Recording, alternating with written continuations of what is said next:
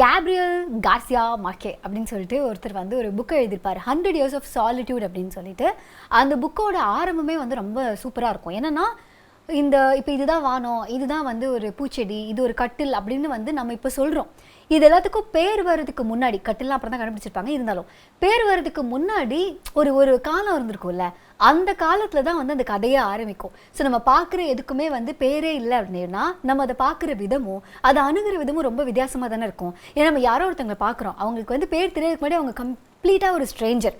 So ஒரு ஸ்ட்ரேஞ்சராக இருக்கிற வரைக்குமே நமக்கு அவங்க கிட்ட ஒரு அந்நியமான ஒரு விஷயம் இருக்கும். ஆனால் அவங்க பேர் தெரிஞ்சாலே ஓரளவுக்கு ஓகே வாங்க அப்படின்னு சொல்லிட்டு நம்ம கொஞ்சம் பழகிறதுக்கு வந்து ஈஸியாக இருக்கும்ல. அந்த மாதிரி பேருக்கான முக்கியத்துவம் வந்து அதோடைய ஸ்டார்டிங்லேயே இருந்திருக்கும். பட் அது எல்லாத்தையும் தாண்டி இப்போ நம்ம ஊர், எல்லா ஊருக்கும் ஒரு பேர் இருக்குது, எல்லா தெருக்கும் ஒரு பேர் இருக்குது, அதுக்கப்புறம் ஒரு அப்பார்ட்மெண்ட்டுக்கு பேர் இருக்குது, அதில் வீட்டுக்கும் பேர் வச்சுருக்கோம். நான்லாம் மைத்திரின்னு பேர் வச்சுருக்கேன். ஆனால் இந்த மாதிரி ஊர்களுக்கெல்லாம் வந்து பேர் இருந்த காலத்துலேயுமே அந்த இடத்துல ஒரு நேம் போர்டு அப்படின்னு ஒன்று இருந்திருக்காது. இப்போ நம்ம ஸ்டேஷன்லாம் போகிறோம், ஒரு ட்ரெயினில் போகிறோம் அப்படின்னா ஒவ்வொரு ஸ்டேஷன்லேயும் அந்த ஊருக்கான பேர் இருக்கும். அதை பார்த்தோன்னே இங்கே தான் கிராஸ் பண்ணுறோமா அப்படின்னு நமக்கு தெரியும்.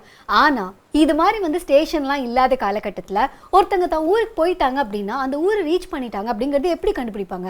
பெயர் பழகியே இல்லாத காலகட்டத்தில் அந்த ஊருக்கு முதல்ல எப்படி பெயர் வச்சிருப்பாங்க? அப்படி வச்சிருந்த பேரை எப்படி மக்கள் கண்டுபிடிப்பாங்க?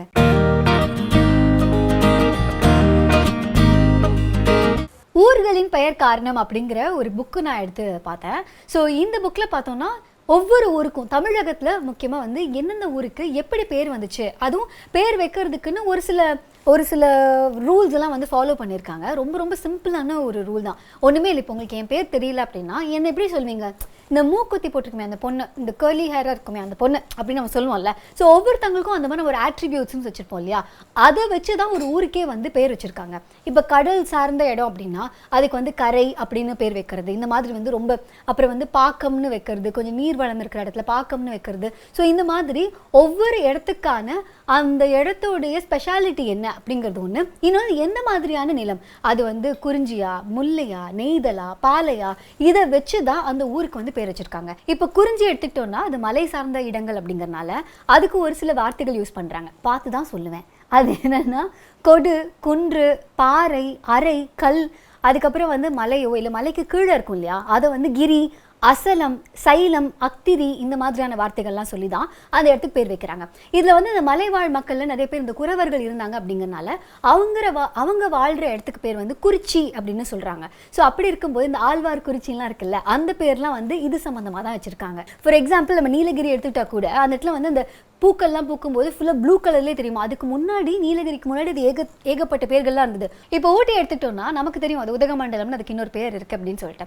ஸோ அந்த காலத்தில் அங்கே தோடர்கள்லாம் இருப்பாங்க இல்லையா. ஸோ அவங்க வந்து அதுக்கு எப்படி வச்சுருந்தாங்கன்னா ஒத்த கால் மண் அந்த மாதிரி வச்சுருந்தாங்க. ஸோ இதை வந்து பிரிட்டிஷர்ஸ்னால ப்ரொனவுன்ஸ் பண்ண முடியல, அதனால அவங்க வந்து உதகமண் அப்படின்னு ஆக்கிட்டாங்க. அதுக்கப்புறம் அது உதக மண்டலம் அப்படிங்கிற மாதிரி மாறிடுச்சு. அதே மாதிரி நிறைய கோயில்கள்லாம் வந்து காட்டுக்கு நடுவில் அந்த மாதிரிலாம் போய் கட்டியிருக்காங்க. ஸோ இது வனத்துக்கு நடுவில் இருந்ததுனால அந்த ஏரியா பேர்கள் வந்து ஜென்ரலாகவே வந்து வனம் அப்படின்னு முடிகிற மாதிரி வச்சிருக்காங்க. இப்போ சிதம்பரம் இருக்குல்ல, அதுக்கு வந்து தில்லை வனம் அப்படின்னு பேரு, மதுரைக்கு வந்து கடம்ப வனம் அப்படின்னு பேரு, திருநெல்வேலிக்கு வேன வனம் அப்படின்னு பேரு. காலப்போக்கில் அந்த வனம்லாம் காணாம போய் பேரில் மட்டும் இல்லை நிஜத்துலையும் காணாம போய் அதுக்கப்புறம் பேர் வந்து மறுவிடுச்சு. இந்த ஊருக்குலாம் நீ டைம் ட்ராவல் பண்ணி அந்த காலத்தில் போய் பேர் வச்ச மாதிரி பேசக்கூடாது அப்படின்னு நீங்கள் ஃபீல் பண்ணுவீங்க. எனக்கு இந்த மாதிரி டவுட் வந்தோன்னு நான் கேட்ட விஷயம் என்னன்னா, இந்த ஊர்களின் பெயர் காரணம் அப்படின்னு சொல்லி குக்கு எஃப்எம்ல வந்து ஒரு ஆடியோ புக் ஒன்று இருந்தது. ஸோ அந்த புக் மூலமாக தான் இத்தனை விஷயங்கள் நான் தெரிஞ்சுக்கிட்டேன். ஸோ ஆக்சுவலி பார்த்தோன்னா குக்கு எஃப்எம்ல வந்து 5000 hours மேலே எக்ஸ்ட்ராவே வந்து நிறைய கான்டென்ட் இருக்குது. முக்கியமாக நீங்கள் தமிழில் கேட்கணும், இங்கிலீஷில் கேட்கணும், எந்த ரீஜனல் லாங்குவேஜில் வந்து உங்களுக்கு பிடிச்ச புக்காக இருக்கட்டும், இல்லை இந்த மாதிரி நான் ஃபிக்ஷன் ஷோஸ், அதாவது நிறைய இன்ஃபர்மேஷன் கேட்கணும் ஆசை, நடக்கும்போது, சாப்பிடும்போது, தூங்கும்போது, எல்லா நேரத்தையும் இன்ஃபர்மேஷன் கேட்டுக்கிட்டே இருக்கணும் அப்படின்னா அந்த மாதிரியான இன்ஃபர்மேஷன் நீங்கள் கன்சியூம் பண்ணலாம். தூங்கும்போது முடியாது, தூங்குறதுக்கு முன், எழுந்த பின், அந்த மாதிரி. ஸோ இது ஒரு மாதத்துக்கே வந்து நீங்கள் 399 rupeesக்கு பே பண்ணால் கேட்கலாம். ஆனால் புக் ஷோ மூலமாக நீங்கள் வந்து கேட்குறீங்க அப்படின்னா ஒரு வருஷத்துக்கே வந்து நீங்கள் 199 rupees பே பண்ணால் போதும். முதல்ல 250 பேருக்கு மட்டுமே ஆனந்தி50 அப்படிங்கிற இந்த கோடு யூஸ் பண்ணால் இந்த டிஸ்கவுண்ட் உண்டு. ஓகே, அந்த கோடும் கீழே இருக்குது, அதுக்கான லிங்க்கும் கீழே இருக்குது. இந்த ஆப்பில் எனக்கு பிடிச்ச விஷயமே அப்படியே கீழே வந்து made in India, made in Indian காமிச்சிக்கிட்டே இருக்கும். அது மட்டும் இல்லாமல் முக்கால்வாசியான ஆடியோ புக்ஸ்க்கு வந்து 4.5க்கு மேலே ரேட்டிங்ஸ் இருக்குது. இப்போ நம்ம வந்து இந்த மாந்தோப்பு இந்த மாதிரியான ஏரியா பேர்லாம் கேட்கும்போது ஓகே தோப்பு இருந்திருக்கு, அதனால மாந்தோப்பு அப்படின்னு பேர் வச்சிருக்காங்க அப்படின்னு சொல்லலாம். பட் இந்த தோப்பு அப்படிங்கிற அந்த வார்த்தை எப்படி வந்தது அப்படின்னா, தொகுப்பா மரங்கள் இருக்கிற இடத்த தான் வந்து தோப்பு அப்படின்னு சொன்னாங்களாம். அதுக்கப்புறம் அது என்ன மரங்கள் அதை பொறுத்து அது என்ன தோப்பு அப்படிங்கிற மாதிரி பேர் வச்சிருக்காங்க. சோலைக்கு நடுவில் இருக்க இடங்களுக்கு ஒரு சில பேர்கள் உண்டு. அதாவது சோலை, அதுக்கப்புறம் வந்து தண்டரை, தண்டலை, இந்த மாதிரிலாம் பேர் வைப்பாங்களாம்.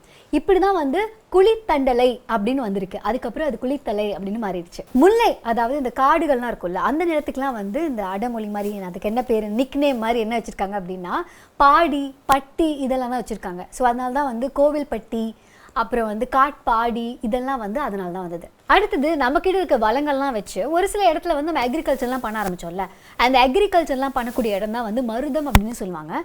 அந்த இடத்துக்கும் ஒரு சில பேர் வச்சுருந்துருக்காங்க. அது என்ன அப்படின்னு பார்த்தா ஆறு, துறை, அப்புறம் அரங்கம், துருத்தி அப்படிங்கிற வார்த்தைகள்லாம் வச்சு அப்படிதான் ஊர் பேர் வச்சிருக்காங்க. ஒரு ஆற்றுல நம்ம இறங்கக்கூடிய இடம் இருக்குல்ல, அந்த இடத்துக்கு பேர் வந்து துறை அப்படின்னு சொல்லுவாங்களாம். ஸோ அந்த ஏரியாஸ்லாம் வந்து துறையை வச்சு தான் வந்து நேம் பண்ணுவாங்க. அதில் ஒரு இடத்துல நிறைய மயில் இருக்கிறதுனால மயிலாடுதுறை அப்படின்னு சொல்லிட்டு இந்த இடத்துக்கு வந்து பேர் வச்சுருந்துருக்காங்க. இன்னொரு பக்கம் பார்த்தா சோழா பீரியடில் வந்து ஒரு 5-6 சேரக்கூடிய ஒரு இடம் இருக்குது. அந்த இடத்துக்கு வந்து பேரே வந்து ஐயாறு அப்படின்னு சொல்லி பேர் வச்சுருக்காங்க. அதுக்கப்புறம் அதை பற்றி வந்து போற்றி பாடல்கள்லாம் இருந்தது அப்படிங்கிறதுனால அதுக்கு முன்னாடி திரு சேர்த்து திருவையாறு அப்படின்னு மாற்றிட்டாங்க. ஸ்கூல் டேஸில் எனக்கு கொடுத்த பஸ் பாஸில் ஒரு ஸ்பெல்லிங் மிஸ்டேக் இருந்தது என் பேரில். அதை நான் வந்து இக்னோர் பண்ணியிருந்திருப்பேன். பண்ண முடியாத அளவுக்கு என்ன மிஸ்டேக் அப்படின்னா அனாதை அப்படின்னு இருந்தது, ஆனந்திக்கு பதிலாக. அந்த மாதிரி யார் இந்த பஸ் பாஸை பிரிண்ட் பண்ணாங்களோ அவங்க மட்டும் தப்பு பண்ணல.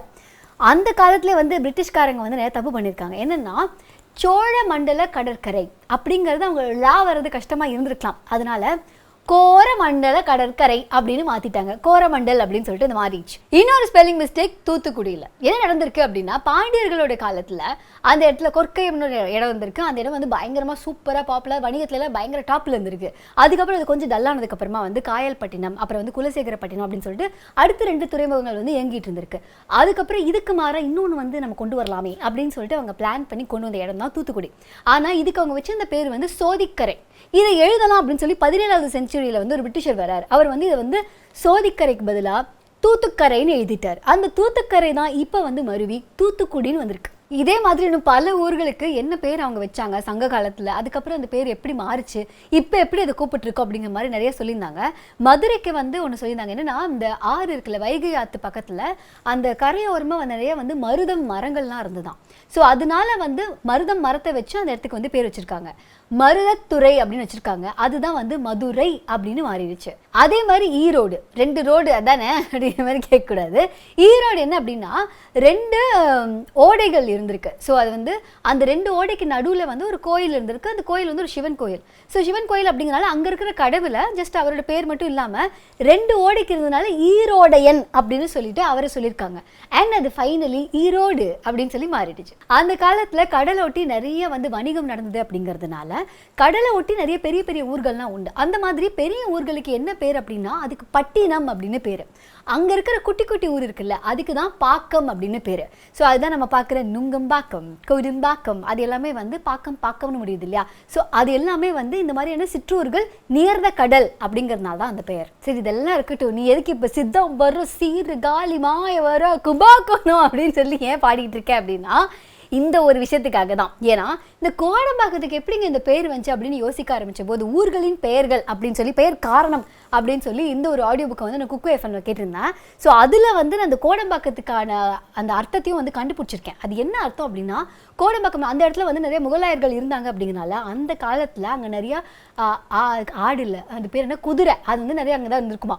ஸோ இந்த குதிரையெல்லாம் அங்கே தான் கட்டி வச்சிருந்தாங்க அப்படிங்கிறனால அதுக்கு வந்து கோடா பாக் அப்படின்னு சொல்லி வச்சிருந்துருக்காங்க. அந்த கோடா பாக் தான் லேட்டரானா கோடம்பாக்கம் அப்படின்னு மாறி இருக்கு. அதே மாதிரி தான் சேப்பாக் என்ன காரணமா இருக்கும்? கரெக்ட், அதே முகலாயர்கள் தான் இந்த இடத்துலையும் வந்து பேர் வச்சிருக்காங்க. சே அப்படின்னா வந்து ஆறு, ஹிந்தியும் உருது மிக்ஸ் பண்ணியிருக்காங்க. சேனா வந்து ஆறு, பாக்னா வந்து தோட்டமா.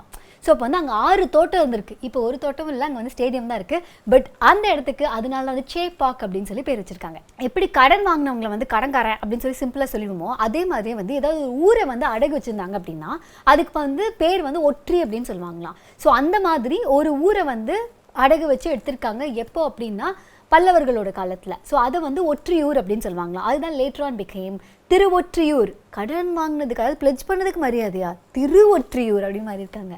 ஒன்று இவங்க அந்த காலத்தில் வச்ச பேர்லாம் வச்சு பார்க்கும்போது ஓகே இந்த இடத்துல இது இருந்தது அதனால இந்த பேர் வச்சிங்க அப்படிங்கிற மாதிரி இருக்கும். இன்னொன்று இப்போ அதை பார்க்கும்போது இந்த இடத்துல அது இருந்ததா அதனால இந்த பேர் வச்சிங்களா அப்படிங்கிற மாதிரி ஷாக்கிங்கான விஷயம் இருக்கும். அப்படி தான் வந்து எழும்பூர் ஏன் அப்படி வச்சுருக்காங்கன்னா, அதாவது சூரியனோட ஒளி வந்து ஃபஸ்ட்டு அங்கே தான் படுமா. பீச் அங்கேருந்து ஆரம்பிச்சுதான் எக்மூர்லேருந்து. ஸோ அதனால அந்த இடத்துல வந்து எழும்போது ஃபஸ்ட்டு வர அந்த ஒளிப்படுற இடம் அப்படிங்கிறனால அந்த ஒரு பேர் வச்சுருக்காங்க எழுமியூர் அப்படின்னு வச்சு. கடைசியில் அது எழும்பூரா மாதிரி இப்போ அது எக்மோரா மாதிரி இருக்குது. எழும்பூராது பரவாயில்ல. தேனாம்பேட்டை அங்கே தென்னை மரங்கள் நிறையா இருந்துதான். தேனாம்பேட்டையில் தென்னை மரமா எங்கேயாவது நம்புற மாதிரி இருக்கா? ஒரு சில ஊருக்கு கிரியேட்டிவாக யோசிச்சிருக்காங்க. பட் ஒரு சில ஊருக்கு வந்து பெருசாக கிரியேட்டிவாக யோசிக்கல. எப்படி அந்த காலத்தில் வந்து தாத்தாவோட பேர் தான் வந்து பையனுக்கு வைப்பேன்னு சொல்லி அதே பேர் மறுபடியும் ரொட்டேஷன் வந்துட்டே இருக்குமோ அதே மாதிரி ஒரு ஊருக்கு நடுவில் தின்ன மாதிரி கல் இருந்திருக்கு. அதை திண்டுக்கல் அப்படின்னு வந்து மாற்றிட்டாங்க. அவ்வளோதான். ஏன் திண்டுக்கல் திண்டு கல் அந்த மாதிரி வந்து ஃபர்ஸ்ட் பேர் வச்சுட்டாங்க. ஆனால் அப்போ வந்து அவங்க சிம்பிளாக வைக்கணுங்களுக்காக இல்லை. ஏன் அப்படின்னா அப்போ யார் வந்தாலுமே அதை அப்படி யோசிப்பாங்கல்ல, அதுக்காக தான் அந்த பேர். அடுத்ததான் வந்து ஆவடி.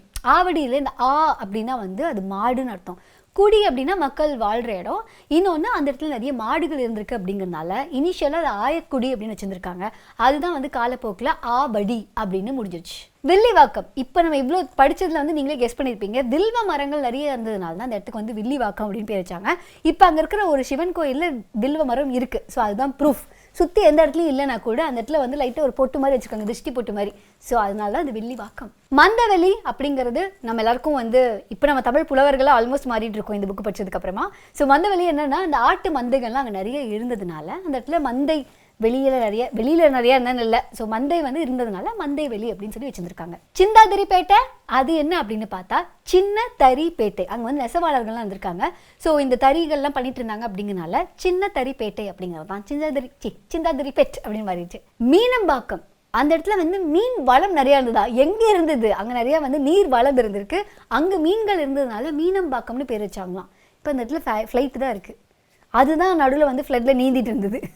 கண்டிப்பாக நீங்கள் பிறந்த ஊரோ இல்லை உங்களுக்கு பிடிச்ச ஊரோ நான் மிஸ் பண்ணியிருந்துருக்கலாம். நான் எனக்கு பிடிச்ச ஊர்லாம் கூட பார்த்தேன். இந்த கோயம்புத்தூருக்கு எப்படி வந்துச்சு, ஏற்காடுக்கு எப்படி வந்துச்சு, இந்த மாதிரி விஷயங்கள் நான் பார்த்தேன். அதெல்லாம் நீங்கள் ஷேர் பண்ணல. பட் உங்களுக்கு பிடித்த ஊர்களாக இருக்கலாம், இல்லை உங்களுக்கு நல்லா தெரிஞ்ச ஒரு ஊராக இருக்கலாம். அந்த ஊருக்கு எப்படி இந்த பேர் வந்துச்சு இதெல்லாம் நீங்கள் தெரிஞ்சுக்கணும் அப்படின்னாலுமே இந்த புக்கு நீங்கள் கேட்கலாம். இதுக்கான லிங்க் வந்து கீழே இருக்குது. இந்த வீடியோ உங்களுக்கு பிடிச்சிருந்தா லைக் பண்ணுங்கள், கமெண்ட் பண்ணுங்கள், ஷேர் பண்ணுங்கள். மறக்காம த புக் ஷோக்கு சப்ஸ்கிரைப் பண்ணுங்கள். ஆர்ஜி அனிதா ஆகியான ஃபேஸ்புக், இன்ஸ்டாகிராம், ட்விட்டர் மெத்தலிங் ஃபாலோ பண்ணலாம். அதே மாதிரி த புக் ஷோவையும் ஃபேஸ்புக், இன்ஸ்டாகிராம், ட்விட்டர் மெத்தலிங் ஃபாலோ பண்ணலாம். ஊருக்கான பேர் காரணம் மட்டும் கிடையாது. ஜென்ரலாக இந்த உலகத்தில் நம்ம தெரிஞ்சுக்க வேண்டிய விஷயம் வந்து நிறைய இருக்குது. அதுக்கு எக்கச்சக்கமான புக்ஸும் இருக்குது. அதெல்லாம் நீங்கள் எக்ஸ்ப்ளோர் பண்ணோம் அப்படின்னா குட்ரீட்ஸில் நீங்கள் அதை பண்ணலாம். ஆர்ஜி அனிதா ஆகியனா அங்கேயும் இருக்கேன். இந்த புக்லாம் படித்து முடிச்சிட்டேன், படிச்சுட்டு இருக்கேன், படிக்கணும்னு ஆசைப்படுறேன் அப்டேட்ஸ்லாம் கொடுத்துட்டே இருப்பேன். அதுக்கான லிங்க்கும் கீழே இருக்குது. ஊர்களின் பெயர் காரணத்தை நான் ஏமா உட்காந்து ஒன்று பார்த்து தெரிஞ்சுக்கணும் அப்படின்னு நீங்கள் கேட்கலாம். ஸோ நீங்கள் வந்து இப்போ வந்து ஆடியோவை மட்டும் கேட்டுருந்துருக்கலாமே அப்படின்னு நீங்கள் ஃபீல் பண்ணிங்கன்னா த புக் ஷோடைய கான்டென்ட் நிறைய நீங்கள் வெறும் ஆடியோவாக கேட்கறதுக்கு புக் ஷோவுடைய எக்ஸ்க்ளூசிவான பாட்காஸ்ட் வந்து ஸ்பாட்டிஃபைல இருக்குது. அதுக்கான லிங்க்கும் கீழே இருக்குது. இதையும் தாண்டி என்கிட்ட நீங்கள் ஏதாவது புக்கெல்லாம் சஜஸ்ட் பண்ணணும் அப்படின்னு ஆசைப்பட்டீங்க அப்படின்னா rjananthia@thebookshop.in அப்படிங்கிற மெயில் ஐடிக்கு நீங்கள் அனுப்பி வைக்கலாம். ஓகே, பாய். இந்த வீடியோ பற்றி உங்களுக்கு ஏதாவது கேள்விகள் இருக்குது அப்படின்னா இந்த வீடியோ கீழே உங்களுக்கு கமெண்ட்ஸை வந்து நீங்கள் போஸ்ட் பண்ணலாம். சாட்டர்டேயில் அதுக்கு நான் பதில் சொல்வேனா. ஓகே.